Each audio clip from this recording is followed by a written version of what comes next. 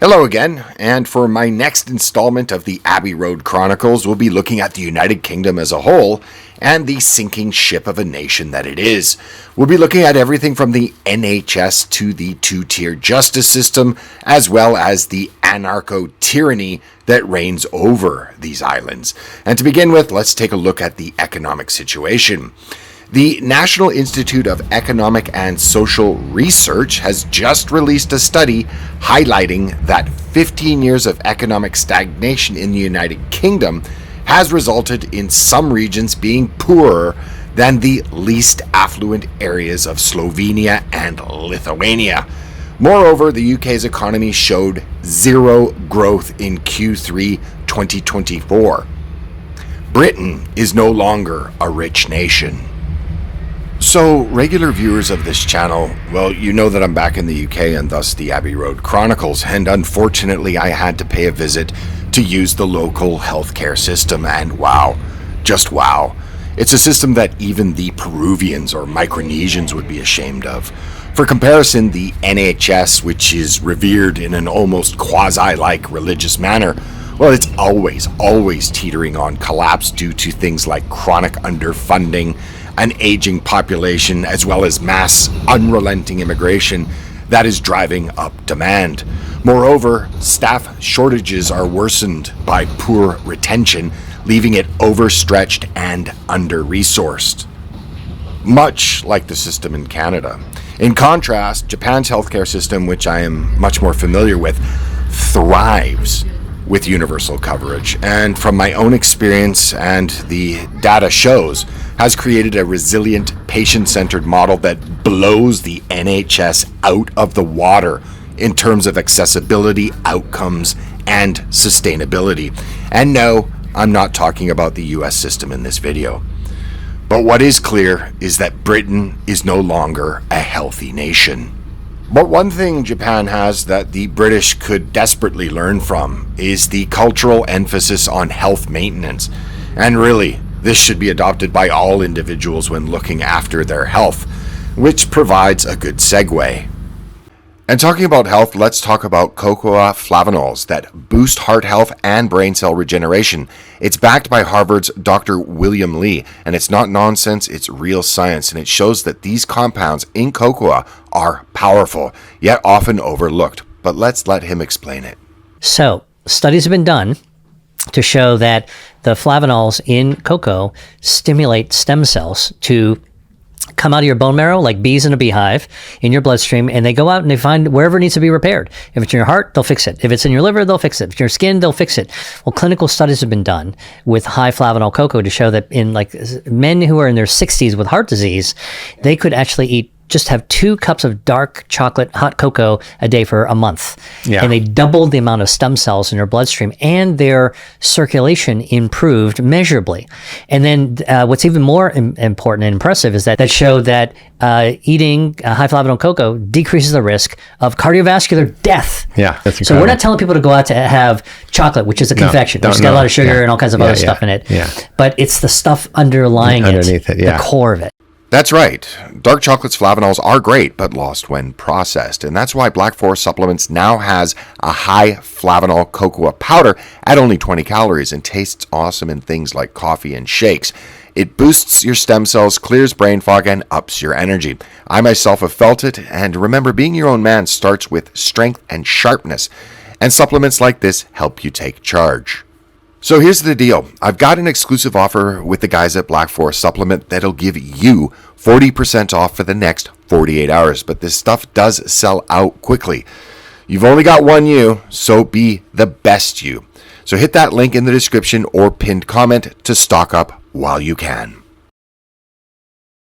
Now, shifting gears, I thought I'd give you my thoughts on the slow boil that many countries in the Western world are now witnessing as the pot of freedoms evaporates into the proverbial ether. And for all intents and purposes, the authorities are not even trying to hide their disproportionate use of force, custodial sentences, and the unleashing of the establishment on those it means to silence. For example, U.S. Vice President J.D. Vance recently warned on Fox News' Ingram's Angle of Europe's civilizational suicide, arguing that nations like the UK are failing to control their borders while curbing the free speech of those that question what he calls an invasion. Vance fears cultural collapse from incompatible migration, and despite affirming the UK-US special relationship, urges Europe to reclaim sovereignty rooted in its Christian heritage. Britain is no longer a free society. And because I find myself here in London, well, I thought I'd examine a little closer J.D. Vance's comments and that of the UK's descent into an anarcho-tyranny state. Anarcho-tyranny is a concept used in critiquing modern social democracy. Samuel Francis argued that the problems of a managerial state extend to issues of crime and justice. In 1992, he introduced the word anarcho-tyranny, and he defined it in this way. We, meaning the state, refuse to control real criminals. That's the anarchy. So we control the innocent, and that's the tyranny. Reading from the London Metropolitan Police site, it becomes clear that at least in the United Kingdom, an entire class of law is meant to keep a lid on the social tensions that were in fact created by the policies enacted by the political class. These laws are stated to be in place to protect people from being offended. It defines a hate crime as any offense perceived by the victim or any other person as motivated by hostility and needs no evidence, just perception. To compare and contrast, there are countless gangs marauding all over the country, and the number of girls plundered is very high but essentially unknown, and they are yet more victims of the anarchy created and fostered by the state. For decades, the police, social services, local councils, and the media have all conspired to silence the girls for the sake of community cohesion. In fact, Labour MP Naz Shah even retweeted a message when the scale of the horror was finally coming out, telling Rotherham victims of vibrant enrichment to shut their mouths for the good of diversity. Rotherham, of course, is the infamous northern town that will forever be linked to such vibrant enrichment. So much so, its former Labour MP Sarah Champion described these now common intercultural exchanges in the UK as a national disaster. Of course, she was then forced to resign because she pointed out the obvious, as such actions cannot go without being punished in an anarcho-tyranny state. And then the British began to hate.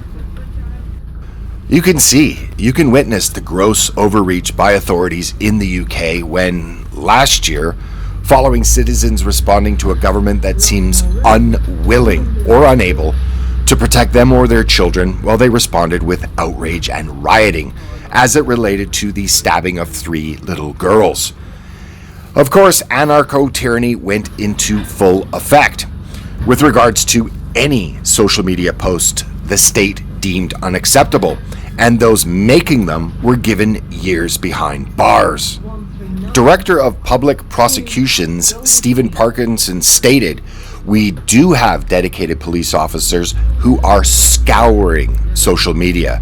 Their job is to look for this material and then follow up with identification, arrests, and so forth," adding that although people may not think they're doing anything wrong, they are, and the consequences will be visited upon them.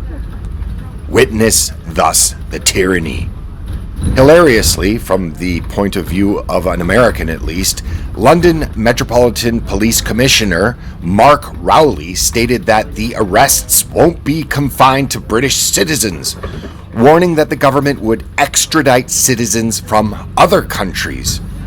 "We will throw the full force of the law at people," he said, "and whether you're in this country committing crimes on the street or committing crimes from further afield online, we will come after you." What's abundantly clear is that making sure people are not offended by others speaking out is a national priority, not tackling the underlying problems that create the thought criminals themselves. There are countless examples of the UK's 2-tier system. Take your pick. Take Sam Melia, a nationalist activist who was jailed in March 2024 for 2 years at Leeds Crown Court. His crime?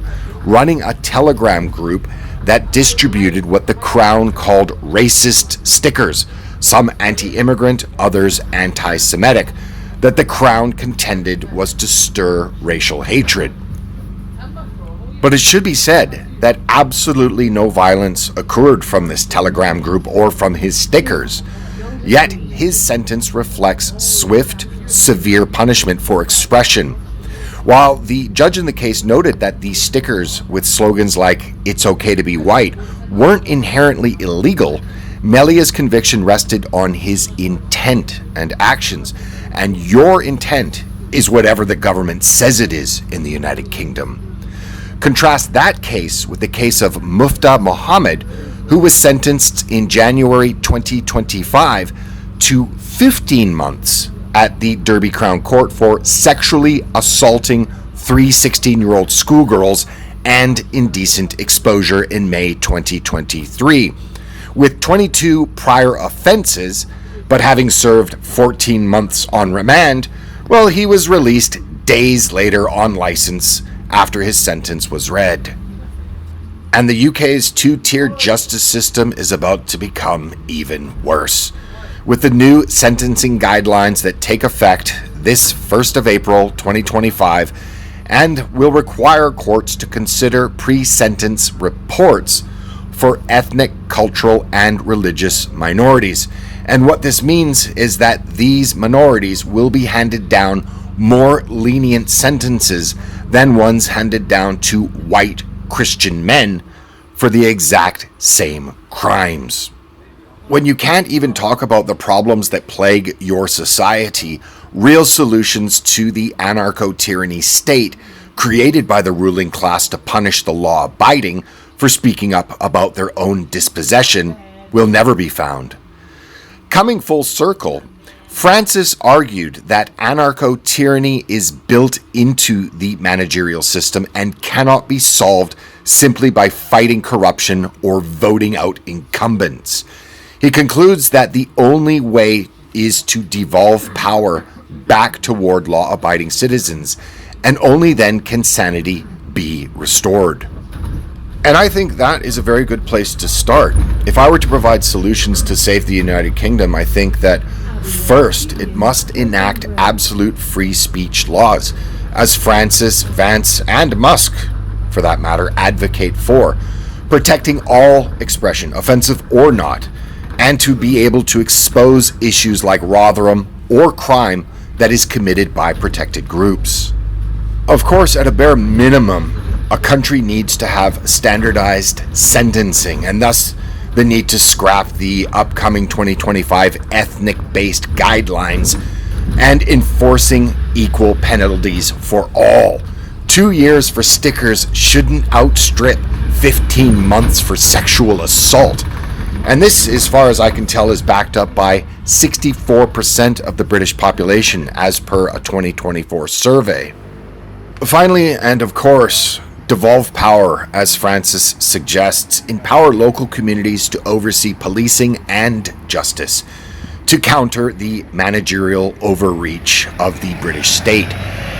These steps demand legislative overhaul, and this is the real hurdle, of course. But, if enacted, could dismantle the anarcho-tyranny cycle in the United Kingdom. And it should be done post-haste, because Britain is a dying society. So thanks very much for watching to the end of this video. If you liked it, please give it a thumbs up on your way out. Also check to see that you're still subscribed. Also, if you'd like to help the channel, ways of doing so are in the description. Also remember to check out the sponsor of this video, Black Forest, and their amazing supplements. Link to those supplements are in the description and the pinned comment. With that, I'll see you in the next video. Bye for now.